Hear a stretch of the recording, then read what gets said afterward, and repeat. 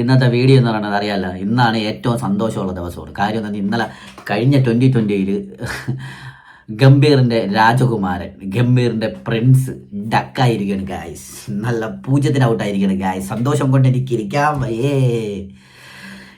എന്നാലും ഇന്ത്യ ജയിക്കണമായിരുന്നെന്ന് നമുക്ക് തോന്നും. എങ്കിലും ചെറുതായിട്ടൊരു സന്തോഷമുണ്ട് ഗില്ല് ഡക്കായതുകൊണ്ട്.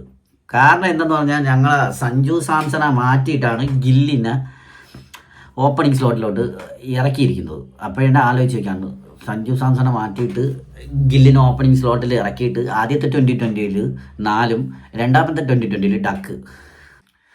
ഇനിയും ഈ മൂഞ്ചിയ പൊളിറ്റിക്സ് ഇനിയെങ്കിലും അവസാനിപ്പിച്ചിട്ട് സഞ്ജു സാംസണിന് ടോപ്പ് ഓർഡറിൽ അവസരം കൊടുക്കാനാണ് ഇനി ഏറ്റവും നല്ലത് ഇന്ത്യക്ക്. കാരണം എന്തെന്ന് കഴിഞ്ഞാൽ, ഗില്ല് കഴിഞ്ഞ 14 2020 ഒരു അർദ്ധ സെഞ്ചുറി പോലും ഗില്ല് എടുത്തിട്ടില്ല. എന്നാൽ 30+ ആവറേജ് ഇതുവരെ ആകപ്പാടെ 3 കളിയിൽ മാത്രമേ ഉള്ളൂ. ബാക്കി എല്ലാം അട്ടർ ഫ്ലോപ്പാണ്. അതേസമയം സഞ്ജു സാംസൺ ആവട്ടെ കഴിഞ്ഞ 10 2020 നിന്ന് 3 സെഞ്ചുറി ഉൾപ്പെടെ പുള്ളിയുടെ കൈവശമുണ്ട്. ഇന്നലത്തെ ഒറ്റ മാച്ചിൽ എല്ലാവരും ഇട്ട് നോക്കിയിരുന്നത് ഗില്ലിൻ്റെ പ്രകടനമായിരുന്നു. പക്ഷേ ഗില്ല് കട്ടാക്കി ഡക്കായതോടെ നമ്മൾ സന്തോഷമായി. കാര്യം നമ്മൾ സഞ്ജു സാംസൺ ഇറക്കാതെ അങ്ങനെ ഗില്ലിനെ ഇറക്കി, ഗില്ല് ഫോമായി അങ്ങ് പോകണ്ട. ഇതിൽ കൂടുതൽ സന്തോഷമില്ല. എങ്കിലും ഒരു സൈഡിൽ വിഷമമുണ്ട് ഇന്ത്യ പരാജയപ്പെട്ടതിൽ.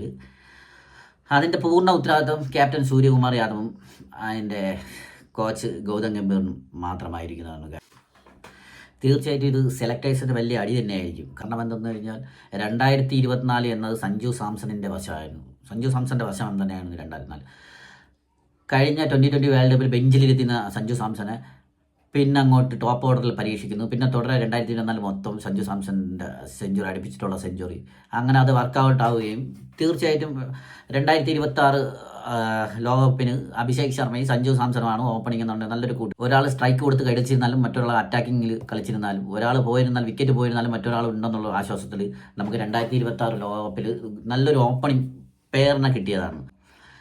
അതിനുശേഷമാണ് ഗില്ലിന് അവസരം കൊടുത്ത് ഗില്ലും അട്ട ഫ്ലോപ്പ് എന്ന് പറഞ്ഞാൽ ഇത്രയും ഫ്ലോപ്പായിട്ടുള്ളൊരു പ്ലെയർ, അട്ട ഫ്ലോപ്പ് പ്ലെയറായി 2020 ഗില്ലും മാറിയിരിക്കുന്നതാണ്.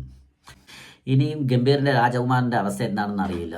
തുടരെ പരാജയം ഡക്ക്. ഞാൻ എത്ര തവണ ഡക്കായിരുന്നാലും എന്നെ ടീമിൽ എടുത്തുകൊള്ളും എന്നുള്ള ഒരു ഉൾക്കാഴ്ച ഉള്ളത് കൊണ്ടാവാം ഗമിക്കുന്നത്. എന്നാൽ തുടരെ സഞ്ജു ഇതേപോലെ 2-3 തവണ ഔട്ടായിരുന്നെങ്കിൽ ടീമിന് പുറത്ത്, ഇല്ലെങ്കിൽ എന്നും ബെഞ്ചിൽ തന്നെ ഇരിക്കേണ്ടി വരും. ഇതാണ് അവരുടെ നോർത്ത് ഇന്ത്യൻ നയം.